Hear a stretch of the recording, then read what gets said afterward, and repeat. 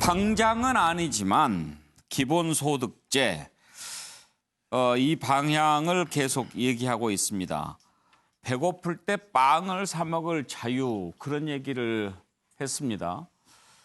그 말에 대해서 또 국민들이 어떤 생각을 하게 될까요? 그런 얘기를 하더군요. 어떤 사람이 가다가 김이 모락모락 나는 빵집을 지나가는데 그 빵을 먹고 싶어. 근데 그 빵을 사 먹을 수가 없어. 그러면 그 사람은 자유가 있는 거냐 없는 거냐. 상당히 쉬운 것 같으면서도 어려운 얘기를 하시더군요. 그러면서 기본소득 얘기를 하는데 거기에 대해서 지금 당 내에서 좀 비판들은 있습니다.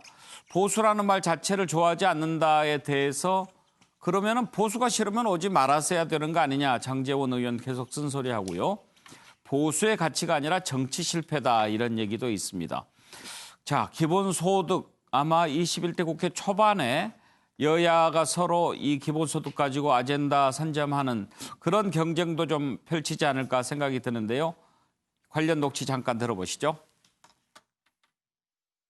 지금 최근에 와서 이 코로나 바이러스 이 문제로 인해 가지고 지금 1차, 2차, 3차 추경까지 가면서 지금 적자 재정의 상황으로다가 치닫고 있는데 이런 적자 재정의 상황에서 기본소득을 갖다가 당장에 할 수 있다고 생각하는 건 환상에 불과하다고 나는 생각을 하는 사람이에요. 그동안에 이 미래통합당이 만들어지는 과정에서 계속해서 쓰던 용어가 뭐냐면 보수 대통합을 얘기를 했습니다. 그럼 제가 묻고 싶은 게 뭐냐면 보수는 무엇을 지향하는 정당이냐 한번 묻고 싶어요. 도대체 보수라는 말 자체가 무엇을 지향하는 것이냐. 저는 이 보수라는 이 말 자체는 별로 좋아하지 않습니다. 제가 이 보수가 지향하는 가치인 자유는 우리가 끝까지 사수해야 한다고 보는 가치이기 때문에. 서재욱 변호사, 그러면 지금 김정희 위원장은 보수가 아니라 자유다. 이렇게 지금 축을 놓는 건가요? 결국은 이제 보수든 자유파든 이런 표현을 쓰지 마라. 그냥 흑묘백묘처럼 지만 잘 잡으면 되지 색깔이 중요하냐. 이런 이제 말씀인데 저는 이제 개인적으로 반대합니다. 예. 보수라는 말. 저는 이게 자유파라는 말을 상당히 좋아하고 그 가치를 중시하기 때문에. 자, 그다음에 기본소득에 대해서는요. 결국 저는 복지는 이제 그 진보 진영의 전유물이 아닙니다. 원래 복지는 보수 진영의 아젠다입니다. 그래서 이제 그 유럽에서도 철혈제상 비스마르크가 처음으로 그 사회보험이나 복지를 가져온 거 아닙니까? 그래서 저는 기본적으로는 기본소득을 찬성합니다.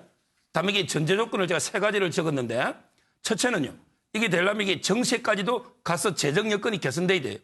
세금을 올리지 않고는 도저히 방법이 없습니다. 따라서 저는 가진 사람이든 중산층이든 세금은 이게 넓게 모든 국민이 내야 되니까 이런 재정 여건이 개선돼야 되고 그다음에 두 번째는 기존의 복지 체계와 모순되지 않게 정비를 해야 돼요. 기존에 여러 가지 복지가 있는데 또 기본소득을 주면 중복이나 여러 가지 문제 때문에 정비하는 게 두 번째 필요하고요. 잠깐만요. 그 3가지 다 하면 좀 길어지니까. 예, 마지막 하나가 굉장히 중요해요. 봤습니다. 예, 청년 등 실업률 좋아요. 예. 왜 기본소득 문제를 맨 처음에 들고 나왔을까? 그 부분을 좀 생각해 보고 싶은데요. 제가 그랬잖아요. 이게 원래 복지가 자꾸 이게 진보 진영의 전유물처럼 진보가 이게 들고 노니까 보수는 이게 반대하는 식으로 끌려가니까 오히려 이제 그 시대 정신이 안 맞게 양극화나 그래서 이게 선거에서 계속 저기 참패했지 않습니까? 그래서 오히려 이런 복지를 우리가 먼저 이게 보수진이 치고 나가자. 예. 이런 의도를 이게 들고 놓은 거예요. 그런데 마지막으로 이분이 이게 왜 청년 기본소득을 주장했냐, 김정희 위원장이. 그거는 이제 이 기본소득은 이게 뭐냐면 AI라든지 4차 산업혁명에서 실업 대란 이것 때문에 놓은 거거든요. 근데 실업률이 가장 높은 세대가 청년 아닙니까? 따라서 재정 여건상 점차적으로 하자. 이렇게 주장하는 거예요. 그런 부분들이 이제 청년층의 지지도 끌어들일 수 있고 예. 이런 계산에서 재정 여건도 고려하고 기본소득 문제를 꺼낸 것 같다. 예, 그렇습니다. 예. 그런데 이제 김영준 경제 민주화가 떠올라요. 네. 그런 식으로 자꾸 이제 하나씩 화두를 잡고 가는 스타일이. 네. 기본적으로 저도 그렇게 썼습니다. 결국에는 본인이 가지고 있는 일관된 철학인 경제 민주화라고 하는 것에 대한 강조를 하고 있다. 사실은 이제 보수라는 용어보다는 경제 민주화라고 하는 것과 자유의 가치를 연결시키는 이제 그런 어떤 자기 나름대로의 미래통합당의 철학 구조를 그렇게 해서 빵을 언제든지 구할 수 있는 자유, 그것이 보장되는 국가가 사실은 보수의 말하자면 기본 바탕이다 이렇게 얘기하시는 것 같은데, 결과적으로는 오늘 다른 방송에서 김성원 원내 부대표가 이 말하자면 기본소득에 대해서 이런 퍼주기다 이런 용어를 썼어요. 그러니까 실질적으로 제가 생각할 때 김종인 위원장이 하고자 하는 말씀은 이 사람들아 연구 좀 해라.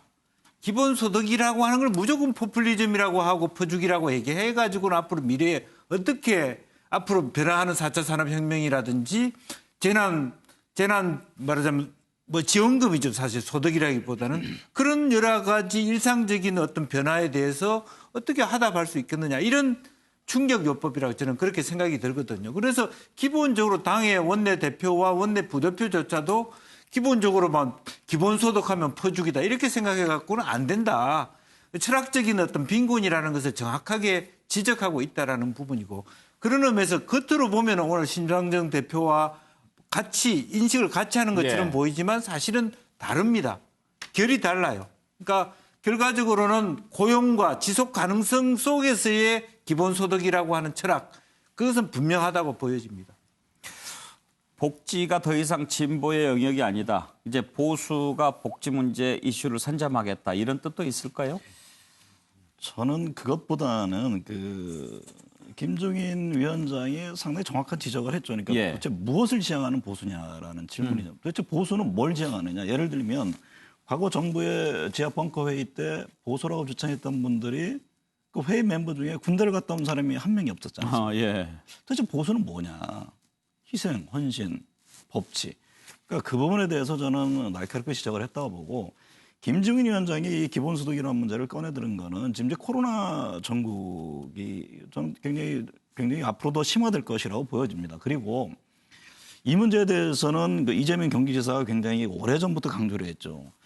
제가 그 양반 얘기를 한번 들어보니까 그런 얘기를 합니다. 예. 그러니까 일자리 창출을 얘기를 많이 합니다. 일자리. 근데 이게 세상에 아무리 4차 산업혁명 어쩌고 저쩌고 해도 일자리가 크게 늘어나는 건 굉장히 어려울 것이라는 얘기입니다. 예를 들면 이제 뭐 로봇이 하나가 과거에 수천 명이 일하는 것을 훨씬 더 많은 생산성을 배양하고 있지 않습니까? 그렇기 때문에 절대적인 이 일자리는 줄어들 수밖에 없다. 그렇다면 이 사회를 유지하기 위해서는 어떤 정책이 필요하겠냐. 이 공동체라는 걸 유지시켜야 될 거 아닙니까? 그러니까 보수가 됐든 자유민주주의가 됐든 뭐가 됐든 간에 이 체제가 유지가 돼야 되는데, 그 구조적인 문제를 선제적으로 정치권이나 정부에 대응하지 않는다면 이 사회 공동체 자체가 굉장히 어려워질 것이다.